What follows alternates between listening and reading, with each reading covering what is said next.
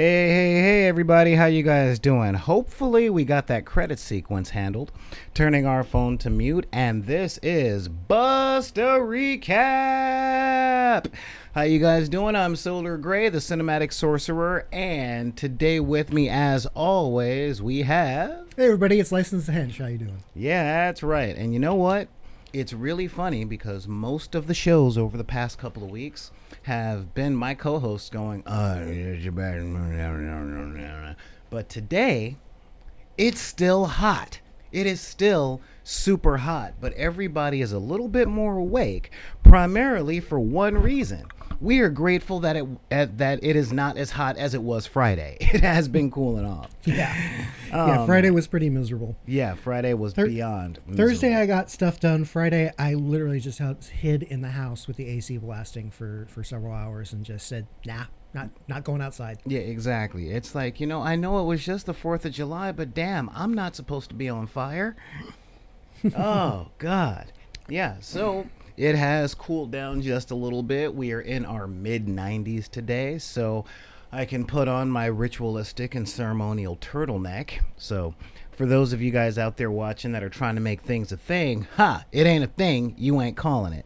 So we had a dude in the chat a couple of days ago saying, this is the second day in a row he's not wearing the turtleneck. I'm officially calling it. It's not a thing. And I'm like, damn, I got magic, but I still got to do laundry. Are you guys looking for secret patterns in everything we do? It is the internet, dude.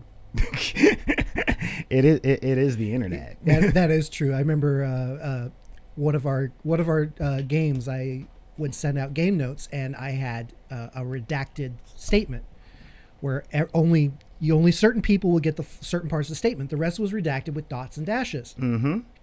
And it didn't mean anything. I was just replacing letters so I knew where the text was. And I had two players that apparently spent several days trying to decrypt the secret message hidden in the dots and dashes. And I was like, there was no secret message. Yeah, everybody wants to matter, man. Everybody wants to be that person that cracks the code and saves the day. I would say everybody. I don't care anymore. I really don't. But yeah, this week has been a little weird. What else did you get up to this week, though? Because we hardly talk anymore in between shows. So as I just showed you, I've been playing around with one of those Chinese laser engravers, which, if you read up on them, they don't work. I knew that getting into it. I knew that I was going to have to do some serious modifications to get the thing to fire up. And for last week, I've been setting things on fire with it, and I finally managed to actually make stuff.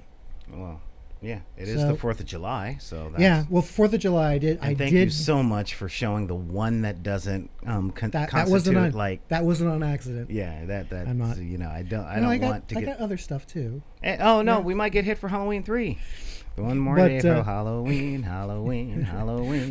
But I did manage to burn the American flag on a tortilla and eat it on 4th of July. I saw that. Yeah. And you also burned the troll face. Yes, too. throwing the troll face on the tortilla. Yeah.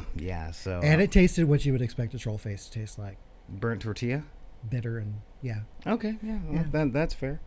Over the past week, I myself have been doing all these shows, getting the stuff together for the Twitch stream that we're going to be doing after Comic-Con comes and goes. Hopefully by then we'll have the switcher, so I'll be able to do the stuff a lot more smoothly, and all of our shows will be a little more smooth. And just been really out there trying to get the shows together. Had an interesting adventure, and honestly, production stuff. So that I'll get to sometime this week when I can put words to it, because it has been an ordeal. I can tell you that much. Yeah, big thing that happened was funny thing when you do stuff on the internet for a living, you gotta make sure you stay on top of your internet bill. Yeah, you gotta make sure of that. Because if you can't pay your internet bill, you can't transmit. So now we've gone into one of those necessary costs. Yeah. So, and I'm not used to that. I'm used to internet and stuff being a luxury, not if you don't do this, you don't eat type thing. And I'm going, wow, that'll raise some political views. but also, I almost forgot. Um, we're doing live streaming on YouTube, so that Hmm. means I have to stop talking to you for a minute and talk to you guys to say, hey, if you guys like what you see, subscribe, share, hit that little notification button that's over there. You know, that one that's over there, so that you guys know when we start to put stuff up. Right now, we're putting stuff up almost every single day, so we are not short of any content whatsoever. And join us at backinthedeck.com, where you can see like all of our content and our archives for the stuff that we haven't put up on the YouTubes and all that stuff. So now that I've gotten the begging and all that stuff out of the way, I want to say hello to the people in the chat. Hey, you guys, how you guys doing? As you see, no one has actually said anything yet. I'm hurt. I'm hurt. My feelings, all up in the feels. They're pained. My feelings are all pained up because no one's talking to us right now. Just we're sitting out here talking to you, and it's funny because you notice how whenever you watch a YouTube video with someone that's not live, everyone is trying to argue with the recorded message that's on the internet. Yeah. You know, but now that we're right here, oh hey, yeah, there's somebody there. But yeah, as soon as it's live, people start going, I don't know, I don't want to say something because the screen might talk back. So that's just one of them things out there. you know so yeah, but got caught up. I did make my time to watch my 2 hours of TV Hmm. this Hmm. week, just to make sure that we are ultra prepared for today's show. Yeah, that's right, I squeed. What I squee. It's hot. I'm a little crazy right now. I'm going to remind people that if you're watching the show and you know us personally, don't send us a text message or hit us up on Facebook Messenger. Talk in the chat. Actually, you'll have a much better chance to get a hold of us. So, hey guys, what's up in the chat? I've been meaning to ask for the past couple of weeks, how do you feel now that we're doing this stuff live and we don't have that little break every 30 minutes? It's a little more intimidating. Back when we first started doing the podcast, I was kind of like, I don't know what I'm doing, and felt a little awkward. But having the break was a safety net. Plus, in the back of my mind, I was always like, well, if I say something stupid or just stare at the camera going, he'll edit that part out. He never did. But I told myself he did. So now it was when nice he's like, to have the option. yeah, I had the illusion of, we'll fix it in post. So now that I know it's live, I'm like, a couple times I'll be like, oh, I don't know what to say. And I start like locking up and which is weird because, all the years of GMing and everything, I kind of got over stage fright, just used to standing in front of a group of, 30, 40 people staring at you going, be entertaining, be clever. Yeah, no, I totally get that. So, so for those of you guys watching, as I get shinier and shinier, and who knows, maybe the Flight of the Conchords will start recording songs about us. Just letting you guys know that it may be like in the top 80s and early 90s out there. Okay, we got somebody in the chat like singing, I think I'm alone now. Just wipe up when you're done. But yes, no, seriously. It's in its late 80s, early 90s outside. But here in the studio, you can always add 10 or 15 degrees because we got lights and not much ventilation and, biomass. And although this place looks huge to the outside world, it's very small. It's very small. It's kind of like the opposite of the TARDIS. It's smaller on the inside. Well, Doctor Who had a budget. Okay, No, he didn't. No, it didn't. It didn't. I can't use that excuse forever. I know. But yeah, so seriously, yeah, we don't have a budget. That's been part of the production adventure. Been trying to get a larger studio for the first transmissions, but I'm also getting everything ready for San Diego Comic-Con. Yeah. Because we're going to be there and we're going to be transmitting live from Comic-Con, like either excuse me, on Facebook Live via Deckers on the Book, or on YouTube Live, or on Twitch Live, You're or just on doing it from- Instagram Live. Doing it from the phone, or are you going to be bringing a portable rig? I'm or- bringing the portable rig, but I'm also only taking the motorcycle. Yeah. So 4 days of clothing plus recording stuff, all on the motorcycle. Fortunately, the Bard in the deck is like, whatever swag you get or extra stuff, just pass it off to me, and pack I it will. back. Yeah, I will Yeah. pack it in the car. But yeah, so there's been a lot of that stuff, and trying to survive the hottest week in human history. Like Yeah. you were saying, this is like Yeah. Ireland had a heat wave or some or Yeah, something it's like like that? it's like it almost hit 90 degrees in like Dublin, which is, you know, crazy there. So they were talking about how like Canada's having a heat wave, we're having a heat wave. Yeah, you say heat wave, you're like, it's like 88 degrees in Ireland, and well, that in Scotland, you're like, well, that's not that bad. It is in Ireland and Scotland. Yeah, and it's like, yeah, no, that's not a heat wave. No, really, that's a serious Yeah, well, heat one of the wave. things they Like, showed is, I think it was the Scottish Science Center, the roofing tar Oh, started God. started to melt and drip, which is no big deal. That happens all the time. That happens on like a regular day in LA. You know, the roofing tar gets kind of tacky. It takes a few years to like crystallize out, but not there. They aren't used to having that kind of like heat. So, you know, when you start having like Canada starts having serious heat waves, then you gotta. You I'm know. still working on getting the switching done right, you know. So as you were saying, You know, when Canada's having a heat wave, you know, that's you gotta retake stock of things. So well, you know, a Canadian heat wave. Oh yeah, it got up to 70 degrees, don't you know? oh no, like people died. Oh, Something like 43 people died in Jesus. Montreal. sorry, Canada. Like, seriously, I did not know. This is Yeah, no, literally they're me like finding out. because think New York State, Okay. that kind of like crazy heat wave. Oh, you mean like human soup? Yeah. Like nothing but And they're like, humidity and soup. then they were and- like, the crazy one was record lows. I'm like, what the hell is a record low? It was like Dubai or someplace like that. It dropped down to something like 107 was the lowest temperature of the day. oh, geez. Of course, these are places where it normally hits 120, but Yeah. like it never cooled off. Yeah. I remember reading an article that they were like, the article was like, hey, what's like the absolute highest temperature a human being can exist at?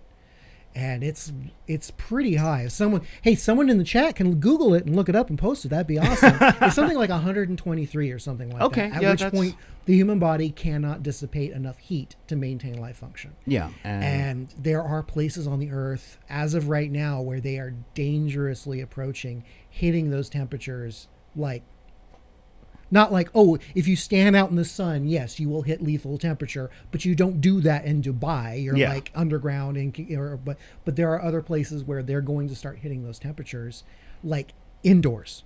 yeah. At which point, whole cities are just gonna go. Like that old Twilight Zone episode where just the sun was getting hotter and hotter, and they were like, oh, we're cooking to death.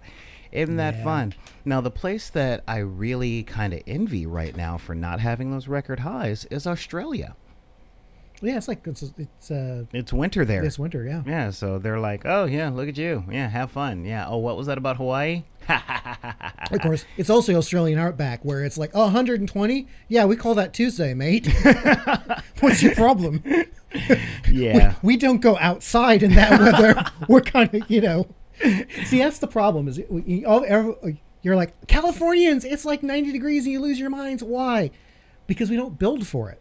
Yeah. My house has no insulation. Yeah. We don't have air conditioning in our apartments. We don't have covered parking. Yeah. You go out to your car, it's 130 degrees in the car. And then you park in a parking lot where it's 120 degrees and walk 4 blocks to the mall to finally get into the cool atmosphere. Like you live in Arizona, they build accordingly. But Same thing with winter. It was like, why are you freaking out? It's 40 degrees. Why are you crying? Again, no insulation. It's 40 degrees outside. It's 38 inside. Yeah, That's and- with the heater on. And we don't exactly sell clothing. That's Yeah. like, we don't have that cool So- New York chic where you look all cool in a suit and it keeps you warm. If we you had know? these temperatures, if we had these temperatures for, 3 months every single year, we would have acclimated, we would have adapted. Yeah, but this is California. Yeah. We're not consistent with anything but our inconsistency. Yeah. You know, but So, and it was funny because I was talking with the girlfriend. I think it was yesterday or the day before, and I'm like, "Yep, I would say it's Africa hot out here, but Africa ain't this hot." But this is the time of year where movie companies decide, you know what? Now is the time to release our crappiest movies. yeah. Like it's normally September, but it's like, oh no, we got according to our meteorologist, we've got the hottest summer coming in recorded U.S. history. Cool. Now we know The Incredibles 2 is coming out, but they're gonna sell out, and people are gonna come watch our movie because movie theaters have air conditioning. So you know what? So You- they're going for the what isn't sold out market. Yeah. Oh, the 3 o'clock showing sold out. What else is there? Sharknado 17. Now it's personal. Fine. Sharks get a job. I don't Yeah, exactly. You know, yeah, sharks on a plane. Yeah, sharks on a plane. Sharks on a plane versus snakes in a boat. And but you know what? It makes its money back because you're already at the movie theater, and what are you going to do? Go home, sweat, and watch Netflix? Oh no. Yeah. No, give us your money to get into that dark, cold room that has unlimited fountain drinks. So, you know, I'm envious. I really am. You know, not to say that that's how I would release movies. Excuse me. Had something caught in my throat. But just thinking about that whole thing, because I did end up seeing Incredibles 2. Mm-hmm. And I think I mentioned that last week, Yeah. where I went out. And upon thinking about it, other than being that creepy guy in a trench coat surrounded by a bunch of kids in an animated movie, I've been checking out more and more of the sexualization of Elastigirl. Mm-hmm. Because she has like hit Rule 63 like you would not believe, dude. Oh Like, no, oh my there was God. there was a whole little subset with Elastigirl, and because the Incredibles, every Disney movie hits someone at that age, and then 10 years later, suddenly they're producing DeviantArt on them, and go look it up. You know what I'm talking about. No, I'm not gonna look that up. But The people on so, I SoundCloud mean, are going to be yeah, looking that up. But yeah, so she was already heavily sexualized going into it. So it's almost like, hey guys, well, we've got this niche market. Let's just accept it. well, I'm saying that hourglass thing that she had going. That hourglass that said a whole lot of time. That was a major thing. But make no mistake, I realized that like my weird attraction to Elastigirl had very little to do with her proportions and more to do with Holly Hunter's voice. Because Holly Hunter has always had just southern enough to be sexy. I mean, Jamie Presley is another one that has that, where there's just a little bit of twang, not enough twang to say Confederate flag and lynchings, but just enough twangs to say it would probably piss her daddy off a lot because he's into that. And what, I got issues, but I was really checking that out, and I'm like, okay, all right, I know what it is about Elastigirl. That's the thing. But Well, accents always are sexy. well, yeah, because they are a genetic marker to say this person is far away from my genetic line. So Yeah, they let you know that they're slightly exotic. They're a little not unusual, but yeah, like you said, they're from outside. yeah, it gives you it gives the brain, because you might not notice, but your brain does. Your brain might start thinking, hey, this person might not be my cousin. I can breed with them now. And then Sorry, this conversation in that twang, I'm just flashing back on True Blood, the Meth Panthers. what? Did I you- didn't watch True Blood. Oh God. We'll have to sit down. I have most of it. At some point, we'll watch it. Meth Panthers. It'll be about 14 years once we well, maybe I'll just do the Meth Panther retrospective. But they're I don't know. I still owe you for Over the Garden Wall. No, the Meth Panthers were so good. Me and Stickman both wish they had gotten their own spin-off show. Yeah, but you guys felt the same way about the Swearwolves and What We Do in the Shadows. Yes, and we're still waiting for that. Hello, hey guys, if you're watching, I want swearwolves too. Taika Waititi is a little busy after that. He did another small movie called Thor Ragnarok. Yeah. He has some time. He has some gravitas. He can knock it out. Yeah, I want to make what we still do in the shadows. It'll just be them going to the movies. Yeah, but the Meth Panthers were Panthers Mm-hmm. who had inbred for so long. They were these barely functional hill folk whose sole source of income was making meth. Oh. And so they really are panthers. They really are panthers. Oh, okay. By the way, in True Blood, you're born a weir. You can't, being bitten doesn't make you a weir. Okay. This is important because they decide to make one of the guys a weir because he's really smart. Oh. He takes care of him, so they tie him up and bite on him every day, and they almost kill him. And then later on, he's talking to one of the werewolves. He's like telling him the story about that, and he's like, "So could that actually work? Could I be a werepanther?" The werewolf's like, "No." He's like, "Oh, those sweet stupid idiots." That was Joe Manganiello, right? Um, The dude playing Deathstroke the Terminator now? Yes. Okay. Yeah, he's one of the werewolves. You know, he is a huge D&D nerd.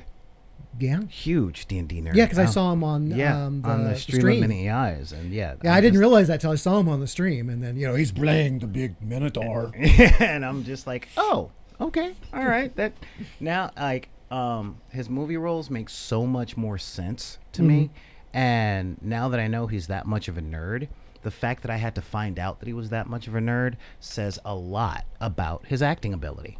Because I would have never guessed, I never would have guessed that he was like so one of us. And that's important, Deckers, because just like people don't guess that you guys or myself are one of us, you never know where it comes from. You never do. I'm checking out this thing that you told me about as far as yet another company trying to get, or yet another attempt at doing the game that spawned so many hot topic based gamers in the 90s. That being Vampire the Masquerade or the World of Darkness. You were going to say Vampire the Macarena. Yes, Vampire the Macarena. Hey, Macarena. Yeah, that's right. That's the April Fool's supplement I want to see. Yeah, I think we just wrote my new Malkavian character. Just kind of like, yes. What are you? I'm a monster. Yeah.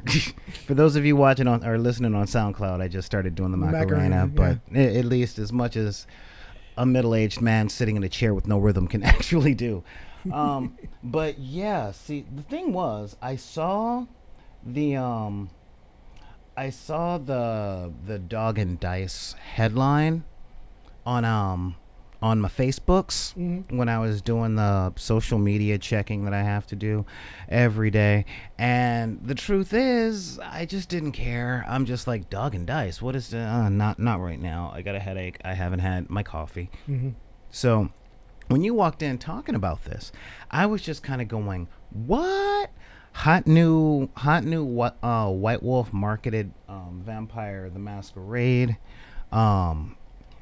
to alt-right and neo-Nazis. The article, for those of you on SoundCloud, are saying, at this time, I would like to essentially... It's a long read, but the author does make a point of giving summaries at the bottom of each section for the too long didn't read. So you can basically sum it up pretty quickly. And he goes into the history of the company and its iterations, the history of some of the people, old and new, and the history of White Wolf sometimes making poor marketing decisions. Oh, really? Yeah. Now, it's actually funny. Like I said, I'm still searching for a lot of this stuff here. But, yeah, it's actually funny because White Wolf has never, ever been known exactly for its political correctness.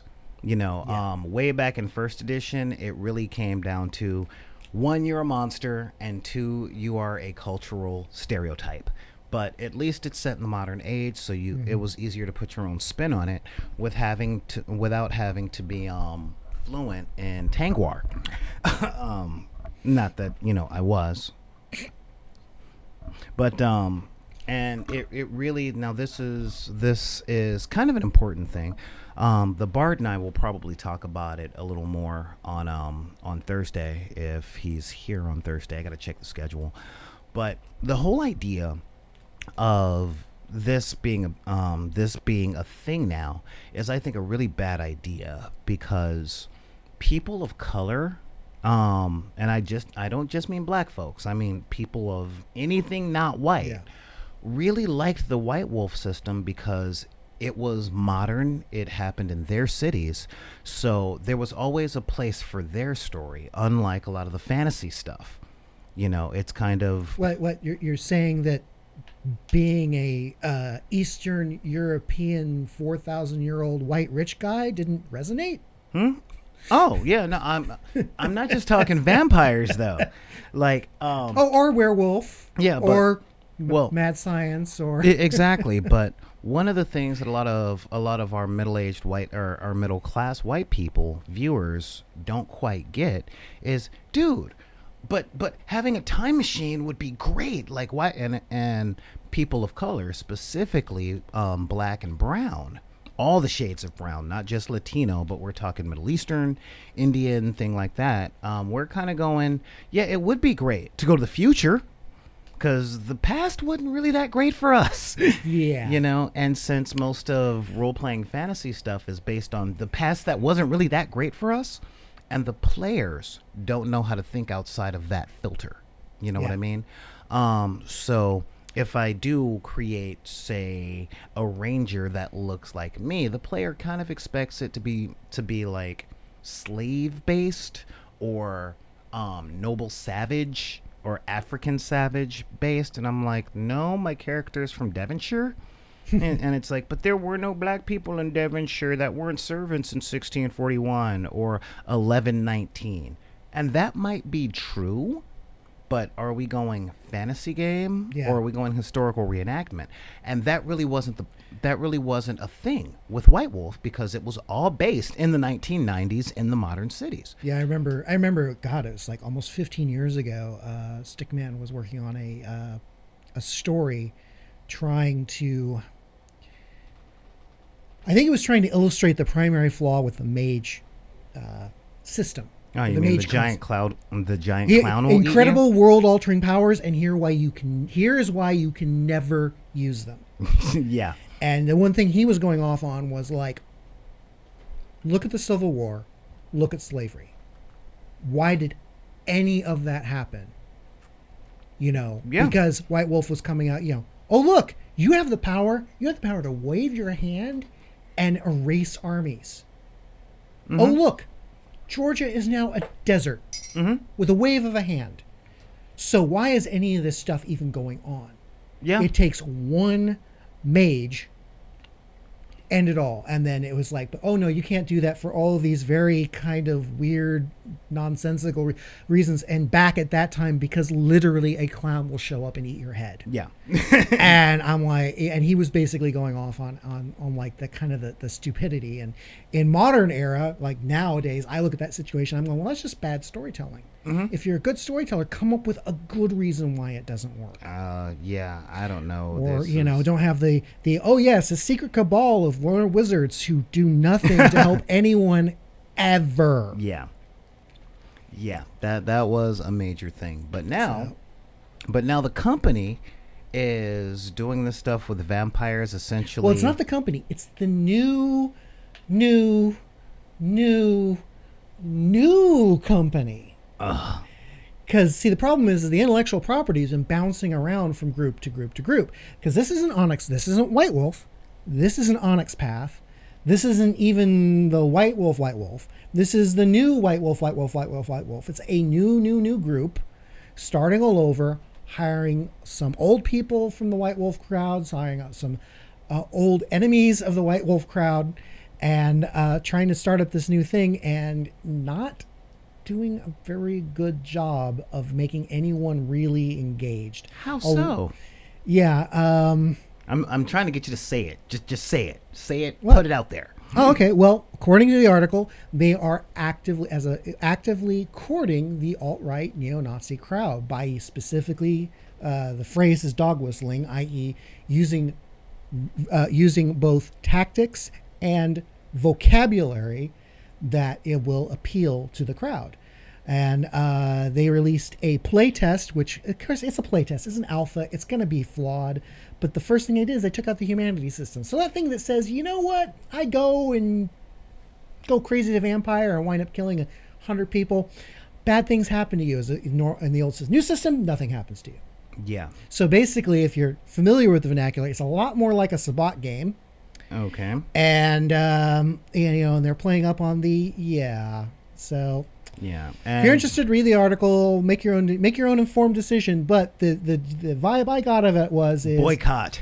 Well, the vibe is it's just not going to sell. Like, it's not appealing to their traditional gaming base, and more importantly, a lot of the artists and content producers in the industry is avoiding this new group pretty bad because they've got a reputation for being pretty toxic. Okay. So they're not going to get the content. They're not going to get the quality artists.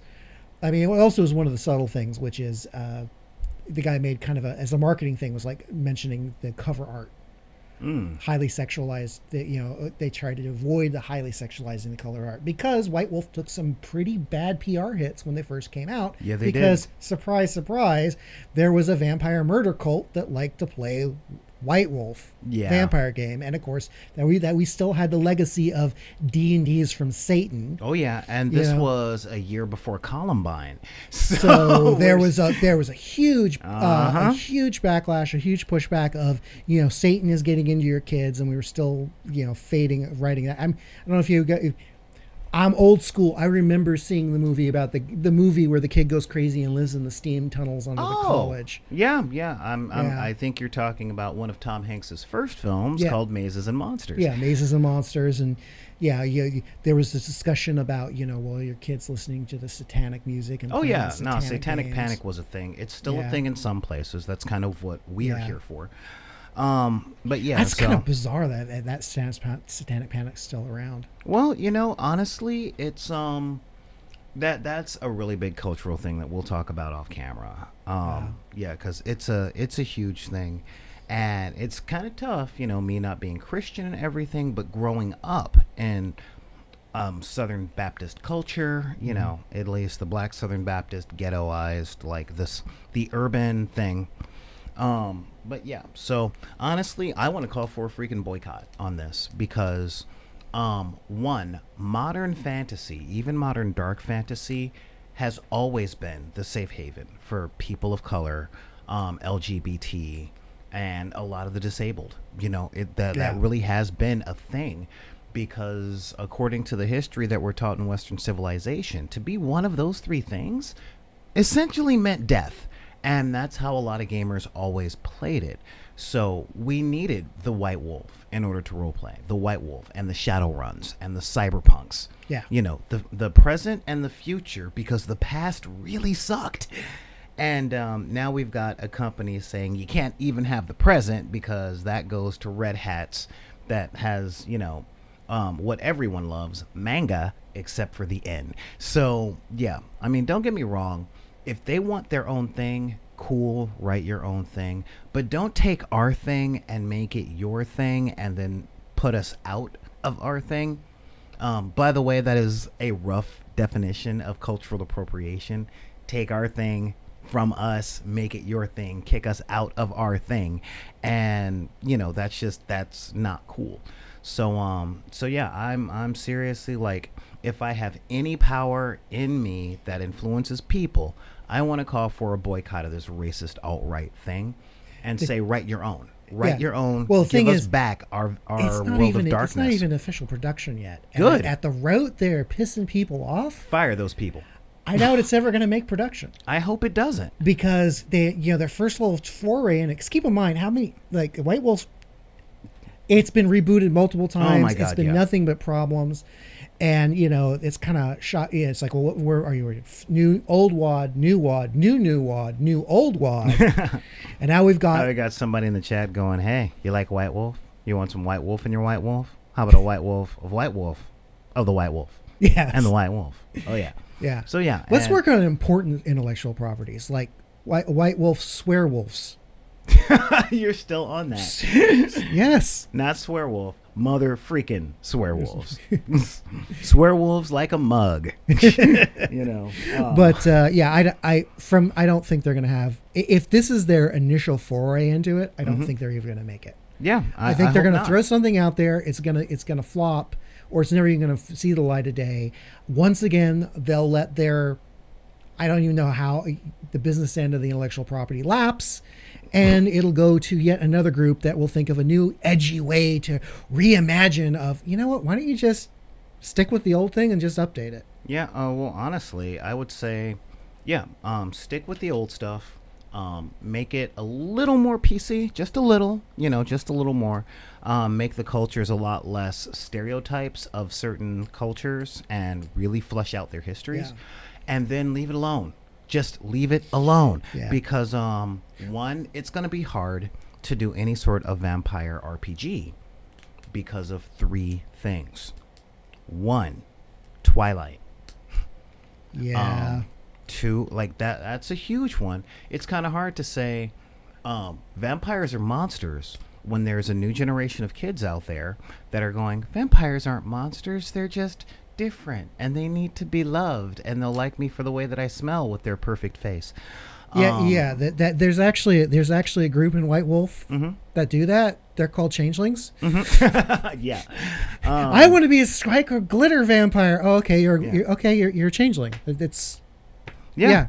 Yeah, exactly. And the other two things are, well, honestly, it's like most young adult fiction is where all those three things come from. Yeah. Because young adult fiction over the past 10 years has taken monsters and made them not monsters or given excuses for them to not be monsters because they're hot now. And, don't get me wrong, I'm still a Lost Boys dude. I'm still a Lost Boys dude because at the end of the day, they were monsters. You're eating maggots, Michael. Out of the taste.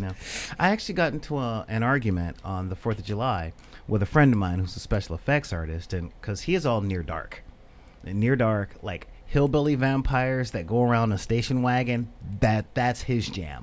Lance Hendrickson, Bill Paxton, that's totally his jam. I'm a Lost Boys guy. Yeah. Again, kids on bikes or teenagers on motocross things, running around Santa Cruz and terrorizing people at comic book stores and amusement parks. Gee, I wonder why. That's my bag. Although, don't get me wrong, I know it was Schumacher, so there was, let's just say it's easy to queer up the Lost Boys. Really easy to queer up the Lost Boys. But it's hard to neuter them. And vampires as a thing has been neutered. Werewolves as a thing got neutered with vampires because of the Twilight series. Yeah. And wizards, if it's not Harry Potter, a lot of people aren't interested. Yeah. Well, Harry Dresden did also bring in kind of a new fan base. It was, sorta. Sorta with Harry Dresden. a lot of our friends are into the Harry Dresden books. Yeah, but a lot of our friends were into wizards before. True. They go back to like Odin and Gandalf and all that. Yeah. So Dresden is a nice modern spin. I do like the Dresden role-playing game, as you know. And I am kind of waiting for book 15 and waiting for a new TV show for Dresden because I totally want them to HBO that series up. But, if HBO got it, if that HBO would got be it, nice. yeah, that would be like, hey, look, it's Game of Thrones, but it's Harry Dresden. HBO. Yeah. One specific line. Dresden watched Mab, Queen of the Fairies, second most terrifying being he ever meets, walking away, and he goes, the bard, when he described her, didn't do her justice. He never mentioned she had that nice of an ass. Booty. So It was that HBO, booty. you got content. You got that booty. Yeah. So but oh man, we're doing okay on time. We are here to discuss our 2 hours of music or 2 hours of television. And 2 hours of music. And now we'll be listening to the dulcet tones of Marvin Gaye's Sexual Healing on repeat for 2 hours straight. One, you say that's like a bad thing, right? Ruthless. And second, it wouldn't be sexual healing. It would be what's going on because I'm old school. But no, our 2 hours of television. So I'm going to go first this week. Okay. I'm going to go first this week because if I know you haven't caught up. No, I'm not caught up That's yet. right. So we going to be talking about the man, the myth, Mr. Carl Lucas. That's right. Carl Lucas, also effectively known as the black man I will never look like, no matter how hard I try. I very rarely feel bad when that whole. I tried to watch Grey's Anatomy, but it just makes me feel so ugly because I don't look like those people. And I'm like, yeah, welcome to my world. I'm not a pretty white man and all that stuff. And I first felt it with Man of Steel when I saw Henry Cavill with no shirt on and the hairy chest saving the people from the oil rig. And I'm just like, well, damn. I'm not Superman. I can't be Superman. But then I look at Luke Cage. Yeah, thank you. We got Ruthless Wonder, or Ruthless Archon, in the chat going 2 hours ain't enough for Marvin. That's right. So, yeah, but I look at Luke Cage and I'm like, man, that is a beautiful black man. That is a beautiful, beautiful, beautiful, dark, strong, smooth-skinned black man with dignity and stuff. All right, it's time for me to go drinking. Then, after every episode of Luke Cage, I do want you to know I just look in the mirror and I go, stupid, ugly, you're not him. You're not Luke Cage. All right, so now that I got that out of the way, episode 3. Okay, episode 3. Now, this is a little different from, of course, I'm talking season 2, episode 3. And I wrote in the description when I put the thing out there, anger management with superpowers is what I put out there. Because this season, now episode 2, I didn't talk last week about Luke Cage just going, yeah, what's up? I'm Luke Cage. That's right. And sure enough, he did that on screen. And of course, he had to dab just a little bit. And I'm just going, all right, cool. Yeah, he's getting full of himself. Lo the pride goes before the fall. No, I don't have a crush on Mike Coulter. I have a crush on Henry Cavill, but and I'm still gonna eat Donald Glover's heart and take his power. Anyway, now just saying, I can recognize a beautiful man because I ain't that pretty. But yeah, so this one, it was this one he's walking around and he meets the Jamaicans. He finally meets the Jamaican bad guy. He meets Bushmaster. And Bushmaster is an interesting dude. Real interesting dude. Because this one opens up and it shows Bushmaster's swank apartment and he's laying in bed with two really gorgeous black women. I was watching it with somebody and they were like, no, wait, go back. And I'm like, what are you looking at? Her thighs? Oh, okay. And I'm just sitting up going, oh, okay, yeah. And his cousin is sitting downstairs like, you want some coffee? It's Blue Mountain. And he's like, can't you see I already had 2 cups? They keep me energized. And I'm like, all right, this guy's kind of cool. This guy is cool. But yeah, and he talks about what his plan is, but only enough to show the audience, oh, I got something coming. And yeah, this episode was really about Bushmaster's plan and Luke Cage, because the Mariah thing, she ended up having to meet with, or things got set up to where she had to meet with the Jamaicans in order to get the money that she didn't get from the Latino guy that her boyfriend shot in the head last week. So yes, I remember we find that as negotiations have broken down. Exactly. So since the negotiations had broken down, they had to go to Jamaicans for money. And he's like, nah, I give it to her too. Matter of fact, I'll give her more because I want her fat when I burn her down. I'm like, damn, this guy knows how. This dude is on a vengeance kick for some undisclosed reason. And I gotta say, I don't know what his reason is, but the way that he's pulling it off, I think I kind of back him.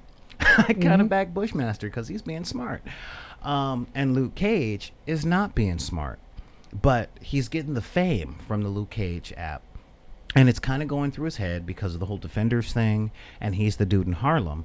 But at the same time, the people in Harlem, he's getting what I call ghetto appreciation. And if if you're familiar with like your drug culture history, Freeway Rick Ross, the dude who essentially introduced crack to the inner city, kind of had this too, where it was everybody was appreciating the good that he did until they needed something, in which case they got loud about demanding. And they're just like, yeah, Luke, Luke, you got to go talk to my sister. What you gonna do about it? And he's like, you do realize who you're talking to, right? And she's like, oh yeah, well, I just gotta, I'm just frustrated. That's all. That's all. But yeah, but the thing is, they're really pushing the whole daddy issues thing. So he's got to come to. He and Claire have a little falling out because of how badly he beat Cockroach. And I gotta say, Cockroach was kind of cool. He's in the hospital, totally denying all wrongdoing he ever did. And he's like, I want a lawyer. I'm the victim here. Look at what this superpowered dude did to me. Oh, my face. Oh, my neck. Oh, my back. Oh, my neck and my back. Oh, you still here? Yeah. Oh, my neck, my back. The bulletproof black man beat me up for no reason in my girlfriend's house. Well, he might have had a reason to want to beat me up, but can't he show more control? He is dangerous. And, let's see here. Yeah.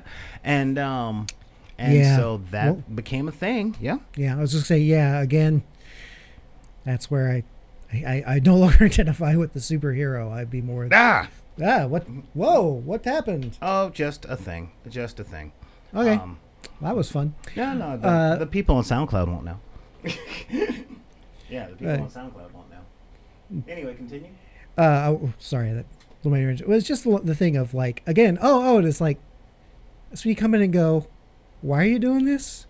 Do you know who I am? Do you not remember the conversation we had last time? Are we going to have to talk again? And this time, am I going to have to raise my voice? Yeah, pretty much. Pretty much. All right. Yeah, now you're back to normal. Yeah. Yeah. There was back growing up as a teenager, there was a trope in a lot of the books I was reading of the person with the superpowers was being pursued by the governments because power equals intent. Yeah. The whole capability equals intent. Yeah, you read a lot of X-Men then.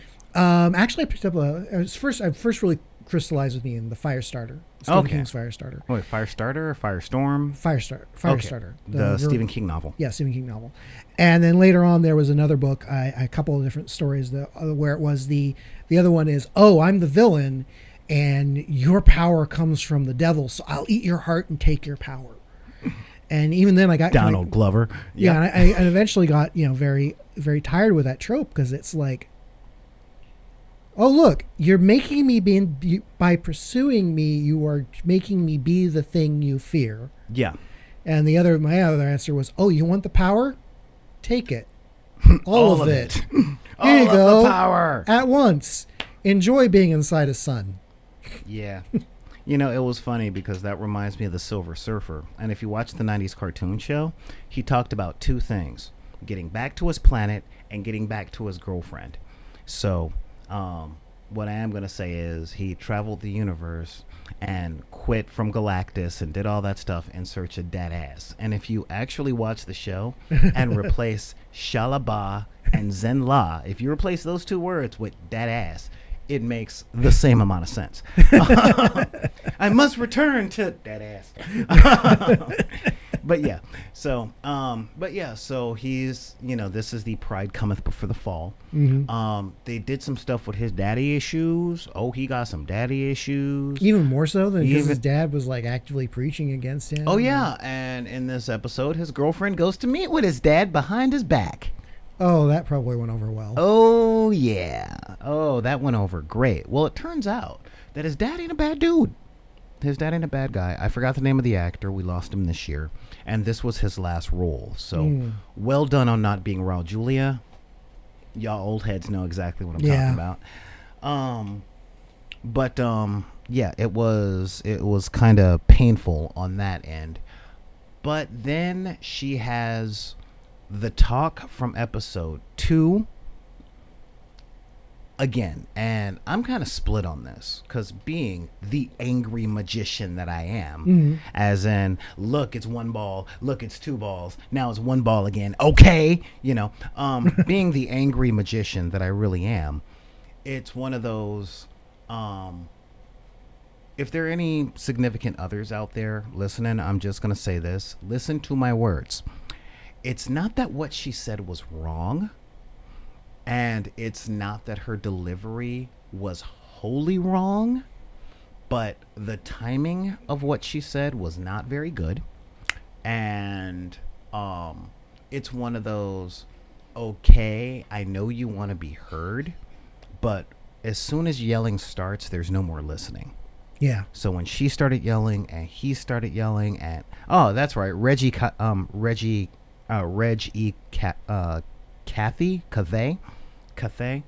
It's really sad. He was my favorite actor from Square One TV. But yeah, Reg.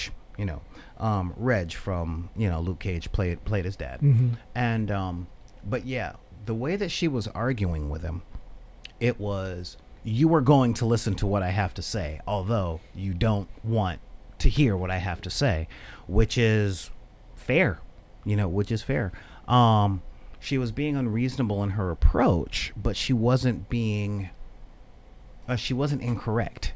Yeah. Is the problem. Well, yeah. What that means is whoever wrote that was in a relationship. You think? Because you're like she did the right thing, wrong thing. And that just means that, well, yeah, he has a realistic relationship as opposed to a girlfriend who's always perfect or a girlfriend who's always unsympathetic. Yeah, and unfortunately, this was the most realistic argument ever because it essentially ended with Luke Cage putting his fist through a wall. And, of course, her spoilers, by the way. If you don't get that we spoil what we're reviewing on this show, then you ain't been watching. Yeah, but spoilers, he put his fist through a wall. She's like, nope, can't do this. That was like my daddy. I said, I'm not going to live with that kind of anger. I'm out. Peace. Also a very, very real relationship thing. I mean, yes, that's a real fight. That's a real thing. Yeah, it's a real fight. It's a real relationship ender too. So they actually like brought that in, because what happens to a man when he loses his temper, he punches cars. Yeah. Like across the street. Right. That's doubly terrifying and dangerous. Mm-hmm. Yeah. Because he has the Superman problem. He lives in a world of cardboard. Yeah, that they established in episode 2 when he threw a semi-tire across a football field with one hand. Yeah. So when Luke Cage gets mad and punches a wall, it's kind of one of those, okay, you see, I've been telling you that you're way too angry and that you got to deal with your stuff. Of course. So that this don't happen. And then his comeback is like, what do you mean angry? The wall's still there. No. That was part of the decent writing where he's like, shit, I'm sorry. Yeah. I didn't know. I'm sorry. Because he knows that if he, Yeah, and that was when what she was saying became real. Now, her delivery was unreasonable. Her timing was terrible. Her technique, honestly, I'm not going to say that it was poorly written, because it was not objectively poorly written. What it was lazily written for her character. And I will explain why. Okay. Because everything I've said, if you've noticed, is there is a reason that she's saying that. She's correct in everything that she's saying. She's got a lot of good points, especially because he's got super strength. Yeah. Okay. However, she's a nurse. She should have a little more bedside manner than what she showed. And she was being really emotional, really irrational, really driven on fear. And she knows Luke Cage almost better than anybody else in the Marvel Netflix universe. She knows he's a good dude. She sees that he's in pain. So had she approached it more like a trauma nurse, or the trauma nurse that she has been trained to be, I think it would have gone over a little better. But she approached it more like a girlfriend and just threw her education and her training out the window and then walked away from fear. and I think that really could have been a little better, you know. Um, So your thing isn't not that he had a girlfriend who did this. Is that particular character yes, could have done better. yeah. Everything they've set up So with her being a nurse, with her being there for the night of a billion trillion ninjas, with her being there for in the belly of a dead dragon, with her being there for my last boyfriend was a blind guy whose superpower is that he could see. She, you know, that always cracks me up. you know, you think like, and she even brings up everything that she'd been through. So it was like, show a little more compassion in dealing with him and work a little smarter. Not, you know, when you're going against a person with super strength and super stamina and super like invulnerability, you don't butt heads with them physically or metaphorically. You know, you've got to kind of finesse them, you know, and that was what she didn't do. And I say all this as a problem for one reason, and it made it very obvious that Rosario Dawson had to go do something else. So she had to leave a show. They needed a reason for her to leave the show, and that was the reason that they gave. So yeah, so it was shoehorned in for plot reasons or, you know, casting reasons rather than what would have naturally grown out of the relationship or out of the character. See, I'm not going to say shoehorned because it had 3 episodes of build-up. You Okay. know, she was there. I just think it was poorly written. I think it was, again, I think the writer on it definitely has a significant other, but also definitely does not know any nurses. Okay, as someone who knows people in the medical field, they would have handled that a little differently just based on their training and the habits they form at their job every day. Yeah. You see what I mean? It Yeah. was, you know, she would have been able to hand it easy, you know. So she had been, you know, a law clerk, like a law clerk or something. Yeah, she handled it like somebody that wasn't a nurse. Yeah. You know, you're right. If she had handled it, you know, she handled it in the way that a normal person would have, not someone in the caregiving field Yeah. would have done so. But, you know, they had to end that relationship. And being the nerd that I am, I know, sorry to tell you guys this, but it's been this way since 2002. Okay? This ain't spoiling. Luke Cage ends up with Jessica Jones in the comic book. Yeah. They just had their daughter, you know, so putting him with Night Nurse and making that like the relationship, it's something they could do for Marvel Netflix and it could resolve later on. But really, those of us who read the comics, we're kind of like, it's hard to see him not with Jessica Jones, especially since it's hard to see Jessica Jones with anybody. Yeah. And since their power sets are similar, and you know, it's kind of Plus them both being super strong, super tough, the Man of Steel, Woman of Tissue Paper problem doesn't apply. and the fact that they're both like unnaturally good looking. Yeah. You know, it's just kind of, it's not fair. So he says sarcastically, it's so nice that they wrote her off the show with a simple argument instead of, I don't know, having her die a tragic death. Yeah, it's true. Yeah. And she's an important character in the Marvel canon. So they're not getting rid of her. Yeah. They're not going to get rid of her. But she had to go. She had to go. When I say they're not getting rid of her, I can see her popping up in Iron Fist and Daredevil and Jessica Jones. Iron Fist? Yeah. Oh, yeah, that thing. Yeah. See, turns out Luke Cage has a white friend. Yeah, isn't that the guy who practices Buddhism? But it's not like the kind of Buddhism you know. It's like real Buddhism. You've never heard of it.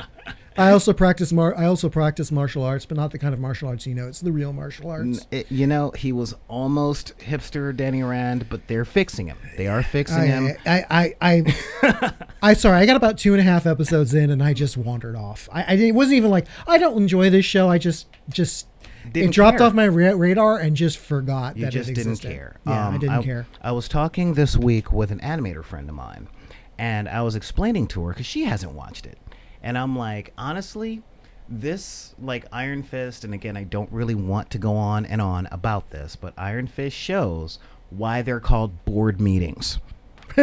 Because, yeah, I am the mystical defender of Kunlun, and I killed a dragon with my bare hands, and I shoved my fist into his burning heart. I'm like, show me that. Yeah. That's the show I want to watch. I don't want to see barefoot hipster walking through New York, and nor do I want to see 5 episodes in a 13-episode show that revolve around a corporate board meeting. Yes. Because it's a board meeting. But we want the trials and tribulations of a man who killed a dragon. We won't even show that. We don't have a CG budget for that. Trying to date in the modern era. Yeah. No, we don't. We don't want to make this Gilmore Girls Metropolis or whatever it is you're trying to do. If you want to make Gilmore Girls Metropolis, make Gilmore Girls Metropolis. Yeah. I mean, that's one of the big things that. But again, they're fixing his character. He's coming more around to being the Iron Fist that we know. I think it's the writers just don't quite understand Zen. Because yeah. But that's a completely different thing. Back to Luke Cage. So after he and Claire have that argument, he does what every man does. No, I don't mean drinking himself stupid, sleeping with another woman, and crying upon orgasm. I mean putting on his headphones and just taking a walk. Putting on his headphones, taking a walk. That's what I'm doing. Just trying to get my head together. And all of a sudden, he's sucker punched. He gets sucker punched and hits the ground. Just blam, and he hits the ground. And it's Bushmaster. Oh, didn't talk about Bushmaster. Like I said, this dude, he finally finds them. I'm sorry, I'm just picturing in my mind Bushmaster looking at him going, oh, I see her in some kind of emotional turmoil. You seem upset and distraught. Here, let me help. Bam! That would have been cool, but not quite. Now, over the course of the episode, he found the Jamaicans, and he went to Bushmaster, and Bushmaster was like, yeah, I'm here to take over Harlem. Or, I am here to take over Harlem. What you gonna do? Lord of mercy. And sure enough, Luke Cage is like, nah, y'all yard boys, Harlem's my yard, so stay out of my yard. And he's like, the yard was mine before you were born. It is my birthright, Mr. Laba Laba. And sure enough, the henchmen attack Luke Cage. And Luke Cage is like, man, I'm Luke Cage. Don't you know? Like, I'm bulletproof. Why are you shooting at me? I'm going to just stand here and let y'all do what y'all going to do. And, this is where he got his fighting style started getting refined, which is block. Bop you on the head and you go unconscious. Yeah. Which is kind of cool. That was very nice. Little bunny frou hopping through the forest. Exactly. Scooping up the henchman, popping him on the head. Right? And sure enough, Bushmaster was like, And anybody who's read comic books knows he's learning. Yeah. He's looking at Luke Cage going, okay. And one of the henchmen is like, well, I got a grenade. And Luke grabs the grenade and he's like, yeah. Oh, you think that's going to hurt? And he keeps eye contact with Bushmaster and he's like, poof. Stay out of my yard. And Bushmaster's like, okay, standard grenade is not powerful enough. You essentially, the only thing that was missing, clipboard. Check. Yeah, the only thing. Henchman number 3, could you try the flammables? Yeah. Check. Seriously, that's all that was missing was Bushmaster with a clipboard, like sucking on the lead, just like, yes, I'm Bushmaster, yes. Well, again, grenade. Well, again, kudos to the writers for making that obvious to you, the viewer, and oblivious to Luke Cage because he's not getting it. But as the audience, we're getting it, and we're like, "Oh, Luke, you don't see what he's doing. No, man, you got to wake up. Like this is gonna go bad for you." Oh man, it goes bad. It goes bad. So 1, 2, skip a few. We get good old Alfie. We get Mariah going, hey, I've got my inside information. Now I'm going to blackmail a member of the board because he's been sleeping with one of my hookers. And I got pictures. And she's like, you know what? I'm going to I'm going to ruin your reputation for everything because I got pictures of you sleeping with one of my call girls, and the first person that finds out will not be your wife. The first people to find out is going to be World Star. I'm putting you on the internet. That's right, the whole internet. And yeah, so he's like, well, I guess you have me over a barrel, but I don't like you. You know, and that's yeah. Sorry, that's also kind of a trope in the back of my mind. I'm thinking, it'd be real funny if the guy's like, can I get copies of those photos? You know, that's actually the thing I'm waiting for. Yeah, it's like you're gonna put on World Star. He goes, if you do that, I will sue you because I want, yeah. Or go right ahead. In fact, you know what? You don't have the intellectual rights. She works for you. She works for you. Could you say, okay? Well, let her know that next Thursday, me and my wife will be doing a twofer. Yeah, you know, actually, that's one of the things where it's like, oh, I didn't see that coming. Yeah, that's where I'm waiting. And then then he leans in and goes, so now that blackmail didn't work, why don't we try some bribery? Well, no, seriously, that's one of the ways of the tropes that I would like to get past, where it's like, we will blackmail you with all of your deviant sexual behavior. Really? Can I use your laptop real quick? He makes the tapping noises for the people listening. Yeah, calls. Did you see my kink page? Yeah, take a look. This is my FetLife profile. This is me being pooped on by former President Clinton. This is me in a 5-way with every single one of Prince's musicians that I could get my hands on. You remember Jesse Johnson? Like, yeah, it's public knowledge that I'm a deviant. Hi.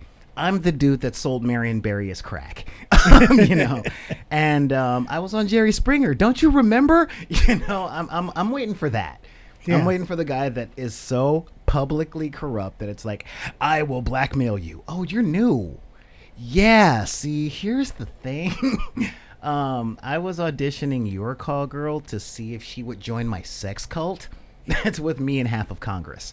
See, so yeah, go ahead. You can't ruin my reputation. Yeah, yeah, they're tropes for a reason, but I would like to see the trope stood on its ear at least once. Yeah, but in truth, yeah, I think, I honestly think that that's why there was no scandal coming out about Prince while he was alive, like ever.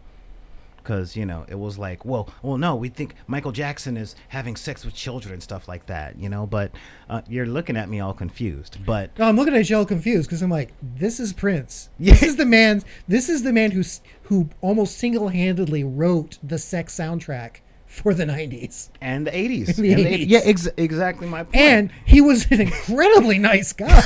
Exactly. So it's some people are like, did you hear what he did? What? He had a sex party, and then afterwards he made everyone waffles. Oh, that monster! Yeah, and then he played them with basketball and gave them record deals. Yeah, like, well, yeah. I mean that's. Wait, Prince had sex with someone? No.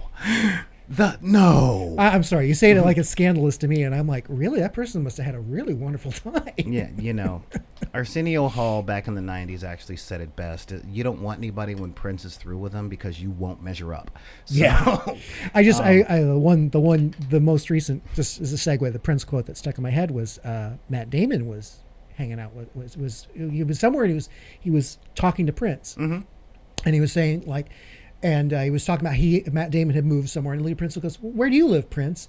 And Prince looked at him, and just looked at him and said with kind of astonishment and complete sincerity, "I live in my own heart, Matt Damon." And I'm like, that is very profound and very Prince. Yeah, exactly. Also, at that moment in my mind, in the Neil Gaiman Incarnations of Immortality series. Yeah. Prince is my version of Desire. Okay, you know what? Yeah, I can see that. Because Desire lives in its own heart. Yeah, no, I can totally see that. Yeah, Vixen is like, did you hear what he sang about? Like, yeah, the dude whose lyrics to a Batman movie consisted of, I'm like a wildcat in a celibate rage, and I want you in my dirty little cage. Batman, you know? So, yeah, you know, it's kind of hard to blackmail that guy. So, yeah, so Luke Cage is walking down the street, and he gets sucker punched. Bam. Yeah, oh man, my girl just broke up with me. I got anger problems. There's the Black Man soundtrack, and then pop, and then he hits the ground. Just bam, he just hits the ground like, who the hell just punched me?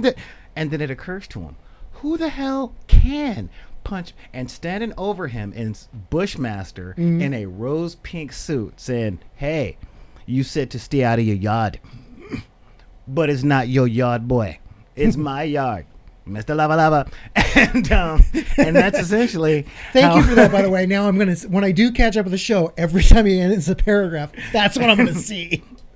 I wish I'd wrote it, but you know, props to you, Dave Chappelle, Mr. Bombastic. And but yeah, so sure enough, the episode ends with Luke Cage on his back, just being knocked out by Bushmaster, and Bushmaster's going, I know you.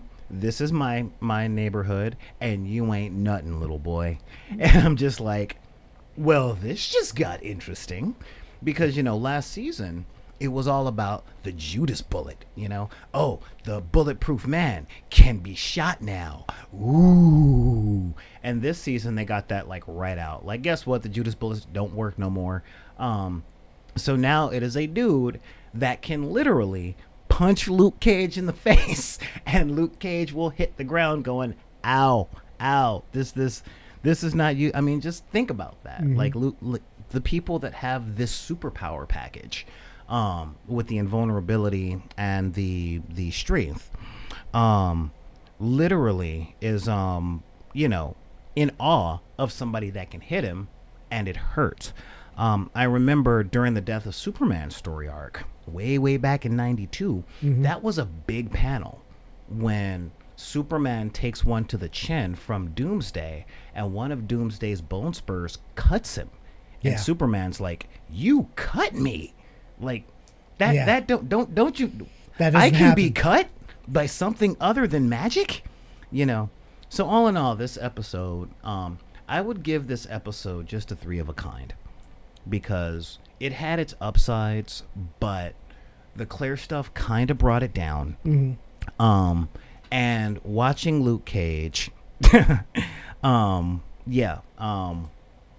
watching Luke Cage get more and more angry, but still have the pride thing. It's like, okay, I kind of get it. Pride cometh before the fall. I get the whole thing, but let's see where this is going. Yeah. Okay. So, And they set him up. They set him up. They knock him low, and then they literally knock him low. Right. So okay. Well, at least it shows that the authors have a point. They're building up to something. We've got the first big climax of, you know, Luke Cage is like, hey, I'm Luke Cage. What you gonna do? And then someone's like, bam, yeah, I'm gonna punch you in the face. Yeah, yeah, and I'm gonna knock you down and explain to you that this is me in my suit, not breaking a sweat. Don't make me take my hat off. It wasn't even. It was one punch, dude. Yeah, it was one punch, and he's on the ground. Yeah, so that. You know. Not to mention the fact that Bushmaster actually knows how to fight, where Luke Cage knows how to stand there. Well, we don't know that yet. And boop. Yeah, we don't know that yet, other than the trailers. Yeah. You know, because the people watching this, some of them haven't watched the entire season, so we're taking it one episode we take everything one episode at a time, as if we didn't binge. You know, y'all know we binge this, all right? But we're taking this one episode at a time. Yeah. And we never talked about that. What? One of the reasons that I put that kind of format on this show is because every time I go on the internet and I look at a Netflix thing, be it Glow, Luke Cage, any of the Marvel shows, Orange is the New Black, or whatever, I only ever get reviews of the season as a whole. You know, Never. You go on and it's like, yeah, well, this season it had too many episodes, or it had too few episodes, and blah, blah, blah, blah, blah. And I'm like, okay, so what happened? Yeah. You know, so that's why we do it the way that we do it, because, you know, we're going one episode at a time, just so if people are really watching this, or if they haven't and they see that our playlist is this, they can look at it and they know which episodes to skip, which is why I look for that stuff. You know, so all in all, I would say this episode, episode 3 is pretty good. It's pretty good. It's you don't want to skip it, because a lot of important stuff happens. but it's not one that you're gonna have to sit down, stop what you're doing, and sit down for. Because Yeah. the fight scenes are all right. I didn't get into the Daughters of the Dragon. Okay, the Daughters of the Dragon, and yeah, each episode has 4 stories. 4. And the Daughters of the Dragon is essentially the Misty Knight story arc. So we know she's back to work. She has no arm. And she is having a problem coping because she's newly disabled. And I think they handled that pretty well. So they call up Colleen Wing from Iron Fist, and she was one of the best parts of that show.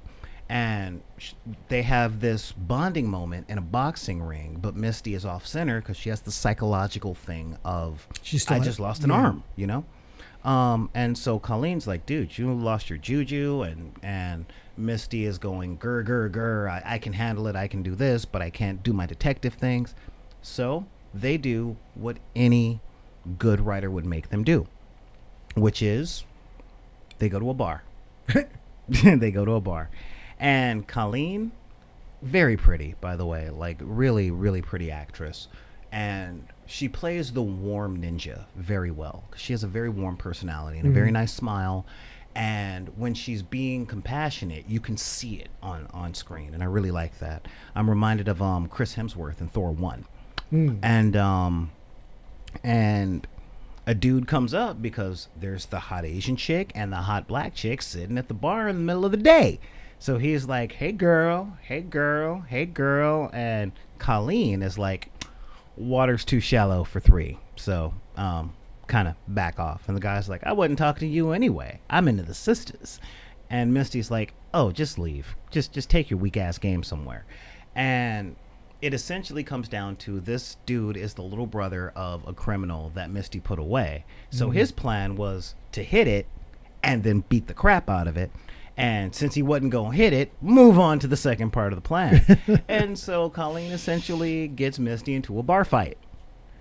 And it's a really good fight, choreographed fight moment with Misty Knight fighting this dude. So she gives him a left, and then tries to give him a right punch, but she doesn't have the arm. Yikes. And so he pretty much, a pimp named Slickback slaps her. And she hits the ground, looks over at Colleen Wing, and Colleen is still sitting on her bar stool with her beer going, hey. Yeah. And so sure enough, Misty's like, well, I guess I got a cowgirl up. And yeah, she continues to do the thing. And then as soon as one of the dudes guys, because a bar fight is never 2 people fighting. Yeah. It's somebody's fighting, them's fighting words, punch, punch, punch. And yeah, sure enough, a dude does the I'm breaking the beer bottle over the bar, and that's when Colleen gets involved. So the 2 of them wipe the whole bar clean, and she's like, looks like you got your swagger back. Now let's go hang out. So I mean, that was a nice, refreshing moment in the show. So all in all, I still give it a 3 of a kind, because it's really showing. This one is really showing a lot of what people are thinking. So there's not a lot of dialogue. But if you don't notice the stuff that shows up on screen, the only part you got to watch is the Luke Cage sucker punch. Because, again, he's just like, I can't believe this. But, oh, my God, my nose. And honestly, the only thing that could have made it funny was if he'd whimpered like a wussy boy, because it really could have been, but it wasn't that. They weren't going to go that far. No, they didn't turn him into Marlon Wayans. So, but it would have been funny. Yeah. So all in all, that's that. So Great. let's talk. Lost in space. Danger, Will Robinson. Danger, danger. Yeah, so last week, as you can tell, we left off with them dropping the robot off in a cave. And the Sad sister. robot. Yes, sad robot. And Dr. Sister going, okay, I said I was going to tell Dad, but I kind of like the robot now. So you're going to have to tell Dad eventually, but I'm not going to rat you out. I'm gonna just lean on you to do the right thing. Okay, all right, because Yeah. that robot kind of is family. Kinda. And Dr. Smith going, I know where the robot is. I know where the robot is, and know. oh, the kid taught the robot not to hurt anyone. Well, I can't have that. You have to. Yeah, I need you with all your options on the table. yeah. And so this episode, So, this yeah. episode, what do we got? all on right. this? Well, this episode is called Transmission, and Transmission. we jump forward a couple of days in that we've bypassed the big everybody meeting up, everybody comparing notes, everybody having the community meetings and deciding on a plan, and jump straight to the plan, which actually is a pretty good because they even comment several times on there like, oh, you skipped the guy's big speech too, so this is what we're going to do. And they have no radio. The spaceship has no radio receiver. Radio won't work, so they're going to send up a flare. Yeah. Metaphorically. Now, this is important. Remember the flare gun and how she screwed everyone over? Dr. Smith screwed everyone over the flare gun? So this episode opens with Dr. Smith having a very redeeming human moment. Because the previous episode, we've seen her being creepy and stalkery in the woods, hunting the children and being kind of sketchy. Mm-hmm. And so now she's in the woods at night. She turns on her flashlight and she attracts this moth thing. It's kind of part moth, kind of part hummingbird. That and it's the attracted to pretty light. little And bud. she has this moment of genuine human joy, childlike, innocent wonder that this creature is here. She's enraptured by this almost fairy-like creature. She's like almost reaching out to see if she can touch it, or is it dangerous? Is it and just before she reaches out and touch it, something monstrous eats it. And she cowers as this huge thing like snuffles, and she cowers and huddles, and she's like, oh God, this monster moves on, leaves her alone.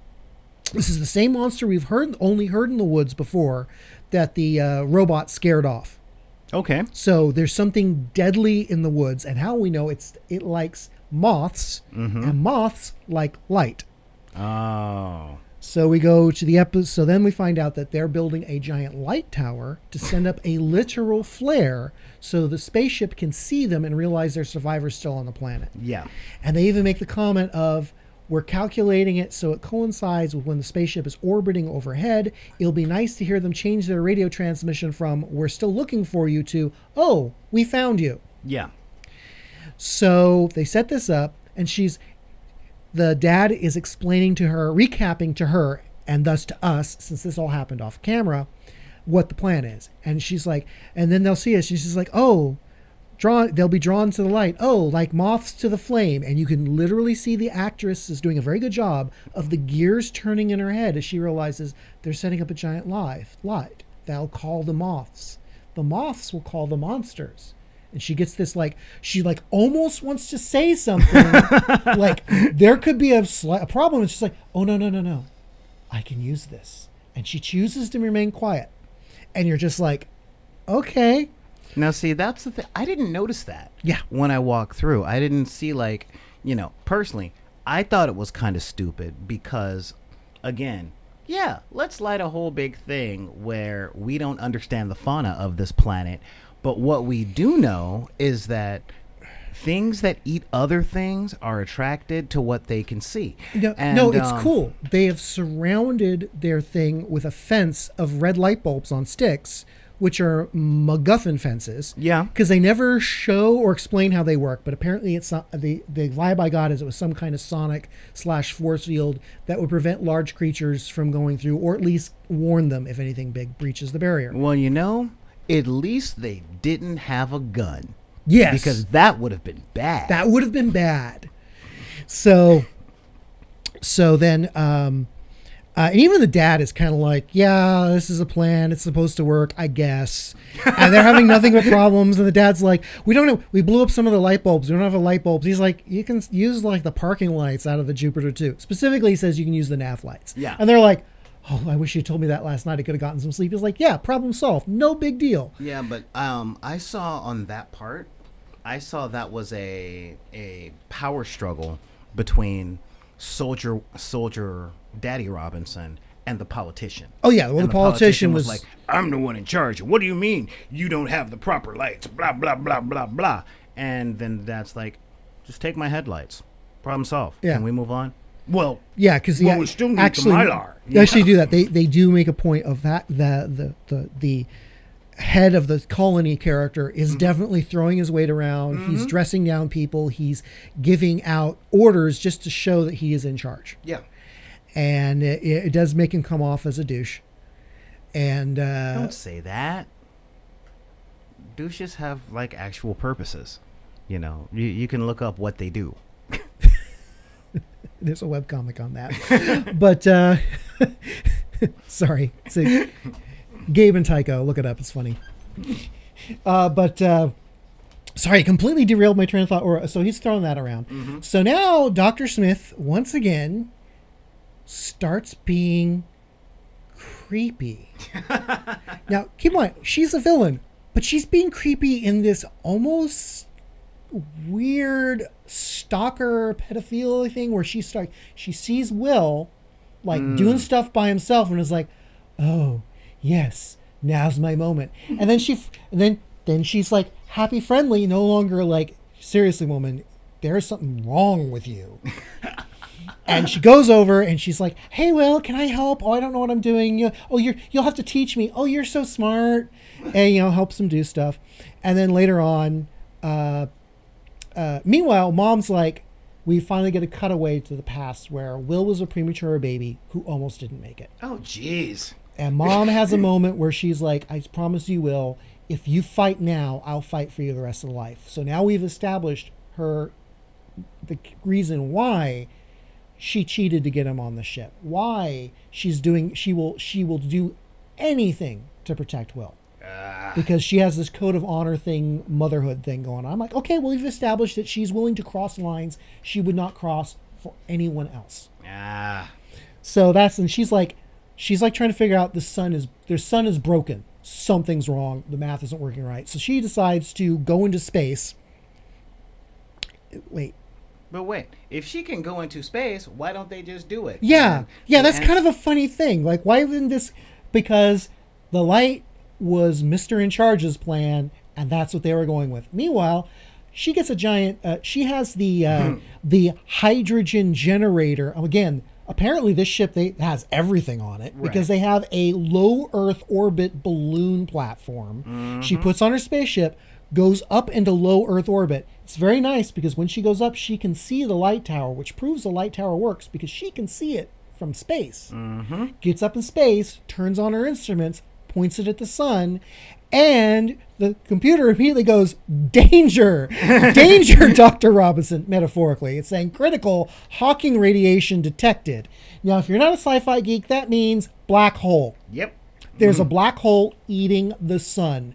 And her response is a measured, rational, crap! Oh, crap! Meanwhile, we cut back to Dr. Smith, who's like, I don't really want the spaceship to find us because if the spaceship finds us, I'm dead. Yeah. And this planet's pretty nice, and we can make a go of it here. So, plus, I want to get the robot back in the group and on kill command. So I have a plan. So she's like Machiavellian Will to influence him. And then Will and the dad have a nice heart-to-heart talk. The dad sits down with Will, helps him put things together with the machine, the light system. Apologizes for being a bad dad, for not being there. They have a very touching father and son moment. Which Will I so hated. And Will had the perfect moment to tell Dad about the robot, and it was just like, no. Nah. And then they go off. Meanwhile, this is happening. Dr. Smith is watching this, and she's like, oh no, I can't have this. Again, kudos to the actress and the director. She never says a word. It's all on her face. I can't have Will bonding with his father. I need Will emotionally isolated and vulnerable so that I can bond with him and manipulate him.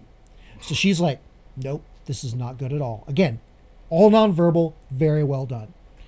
So then she goes to the dad and is like, oh yeah, I shouldn't tell you this, but I don't want, but I think it's important you should know. The kids, I think the girls were involved, I'm not sure, hid the robot in the woods. They've been lying to you. And then Dad immediately goes to Will, ruins the bonding they've had. Oh, and she sneaks off and turns off the protection grid. Knowing, and again, when she turns it off, looks back at the giant light tower like moths to the flame. In case you didn't miss it, moths are showing up around the light tower. The big creatures will come in the moths. They will attack the encampment, attack the light tower, attack the people. She then makes sure she's standing right next to Will. Hey, buddy. About the time the monsters show up. And she's like, oh, monsters are here. Boom. Oh, look, the monster's attacking. We really need your robot. Looks over at the monsters tearing up the encampment. It doesn't matter now. So Will calls the robot. The robot shows up. Oh, as another important aside, the sister gets moth goo in her hair. Mm-hmm. So she now smells like moth. So she's hiding from the monsters, which are tracking her. Robot shows up, smacks the monsters all out from attacking people, and then just stands there like a doof while they start to rip it apart into pieces because Will told it never hurt anyone ever again. So, and he's like, he's doing it because I told him not to hurt anyone. And Dr. Smith looks at Will and goes, we can't have that. and you realize this entire situation is engineered for that one purpose, so that she can force Will to rescind the no-kill order on the robot. So he goes back to the robot, and he doesn't do the smart thing of defend yourself, don't let them hurt you. No, obey the second law of, or the third law of robotics. He says, no, you need to be bad again. Go full psychotic hunter-killer mode again. Mm-hmm. Goes red, murders the beast, proceeds to get ready to murder everybody. So then Will can talk him back down again. And everyone can see that Will has control over the monster, of which some of the people in the camp remember as being the one that murdered everyone. Mm-hmm. And it ends with, 2 minutes after the radio beacon gets destroyed, spaceship, we're still looking for you. We'll continue to look for it. Doesn't change transmission like they foreshadowed earlier. It was like, really, you just needed 2 more minutes and everything would have changed. Dr. Smith is like, we can try again. I don't want to get off this planet anyway. She doesn't know that Mom's just discovered that the planet is going to die. Yeah. And they have to leave now. And that's when Mom gets back. And that's where they end it with Will in bed and like the robot being like, I don't know what I'm going to do. And you're like, what happens now? Because, and then Dr. Smith also has that big comeuppance with the smuggler. Mm-hmm. Oh, big comeuppance. At which she spins a tale of BS, which ends up with the crazily psychotic but oddly appropriate for pathological liar. Actually, in a way, I saved you. Yeah. And he's like, what the what? Well, my St. Christopher medal, obviously it brought you luck. Do you still have it? He's like, yeah, nah. And what is that? I smell gas. Yeah. Let's not light that. All right. Yeah, and she gets confronted multiple times by multiple people about all of her lies up to date, and she just covers them with more lies that conflict with the lies she's been telling everyone else. So she's just covering lies with lies, in some cases for no reason. Again, doing that pathological liar thing. Mm-hmm. But she's starting to get kind of wacky. She's going wackadoodle. One of the things that I remembered from that episode, and I rewatched it again today because I got to do that before we do the shows, was the confrontation, like the ever irritating budding romance between the engineer and the doctor daughter. And I don't know. I thought that was a beautiful way to begin a romance, breaking his nose. Yeah, and that was actually kind of cool with the whole resetting. But it was the wait a second. So, no, we saved Dr. Smith, and he's like, oh yeah, and she didn't mention us. No, she said she was alone. Gee, I wonder. She's evil, right? Oh yeah, I was starting to suspect that she's evil, but maybe I should talk to my parents. And that's kind of where they left it. Yeah. And so there's a definite vibe at this point that she is building a house of cards that cannot sustain itself, and that she's having to go to greater and greater extremes to keep up this delusional lie that she half believes. The only problem is she keeps vacillating between this delusional psychotic and this 3 steps ahead chess master of emotional manipulation who has the canniness and savvy of a real psychiatrist.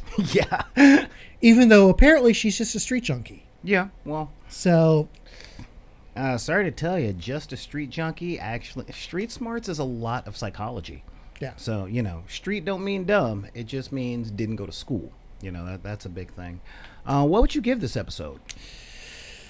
Ooh, well, as far as building characters and everything, I would say 4 of a kind. Oh, wow. Because it really does establish. Well, that's when you first find out that the planet is actually trying to kill them. Yeah, that's It's actually personal. okay. So the not stakes even- got raised. The on stakes get raised.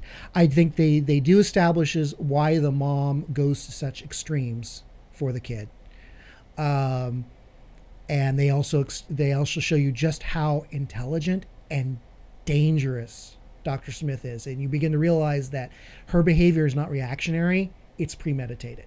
that. Okay. And again, also, as much as I hate a lot of the stuff that they have Dr. Smith do, at least both in writing and direction, you're seeing on her face when she has these opportunities to make a good decision. You're seeing on his face when she's like, nope, Okay. I'm gonna intervene here. So on the second watching, it actually really plays through a lot better. But so again, my issues aren't so much with the episode as it plays out, more just with the choices to take these characters in those directions. Okay. Oh, that's also, we have a flashback to the episode where Will fails the test that prevents him from ever leaving the planet. Gotcha. At another point, we actually find out why they're going to Alpha Centauri. Yeah. They actually have the discussion that there will never be blue skies or rainbows on Earth in their lifetime because of the dust cloud. But Alpha Centauri is a paradise. There's no war. There's no pollution. There's no oppression. You can do anything you want. It's a perfect place. Everything that the mom says that the planet doesn't have are all the things that people bring with them. And that harkens back to the earlier episode To where what the the guy engineer says said, yeah. is people think they're running away from the problems, but they're bringing them all with them. Everything that makes Alpha Centauri good doesn't have people. And she also says, who can go there? Anyone can go there, as long as they pass the tests. Yeah. Well, then, yeah, it's not anyone can go there. Yeah, as long They're as just, they can 'cause pass the test and have the money. It's going to be and- perfect world because they're only sending the best of the best. And I'm like, no. There's a flaw there. Yeah. Yeah, exactly. Oh man. So that is where we are with all that. I want to thank you, man, for showing up and actually being a little early so that we could discuss a lot of this stuff and, do the decompression of travel so that we could start on time. Yep. So, Oh. where could the people get a hold of you if they want to bounce this stuff off? I believe that is henchman1.bidp@gmail.com. That That's is correct. henchman the number one Hello. .bidp@gmail.com. Awesome. And of course, as always, on the Facebooks, Mm-hmm. Facebook's group. Yeah, I'll let you the pitch the Deckers rest. on the Book. Deckers on the book. Yeah, that's right. You can find him on the Deckers on the Book, which is a very cool thing. And if you guys want to get a hold of, well, honestly, we're not quite at that point yet. But yeah, I want to say thank everybody for showing up. I'm still getting this whole switching the camera thing down and all that stuff. I'm running a lot of things here. I got like 6 spells going at one time, and it's all craziness.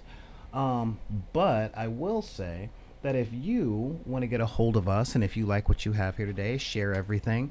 And you can totally get a hold of us at backinthedeck@gmail.com. You can also thank you guys for showing up on the YouTube and tell your friends YouTube/BidP. That's little b, little I, little d, space p.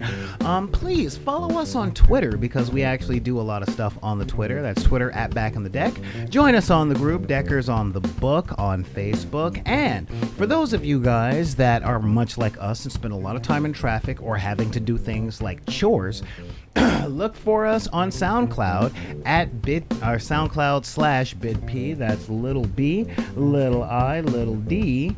Yeah, that is, well, little b, little I, little d, space, or underscore rather, p. Hit us up on Instagram. I had to make sure that they could hear the theme music. Yeah, and of course, follow us on Instagram. That's Instagram/Back on the Deck. Look for us at San Diego Comic Con, or, as soon as we get the stuff going, I want to encourage everyone to take a look down in the description below to check out our GoFundMe, the fundraiser that we're doing, so we can get a little better equipment and actually start to do the monetization that we can do without commercials. We're maybe $2,000 away from having our goal on that, and unfortunately I don't look like Luke Cage, so I can't go out and make the money the old-fashioned way. But yeah, with that, I'm gonna say thank you, good afternoon, and good evening to the people out there. Like I said, feel free to hit us up at any of the places that you can see on your screen. And what I am going to say is thank you guys for showing up. We are doing this from 3 to 6 days a week are we doing these live casts.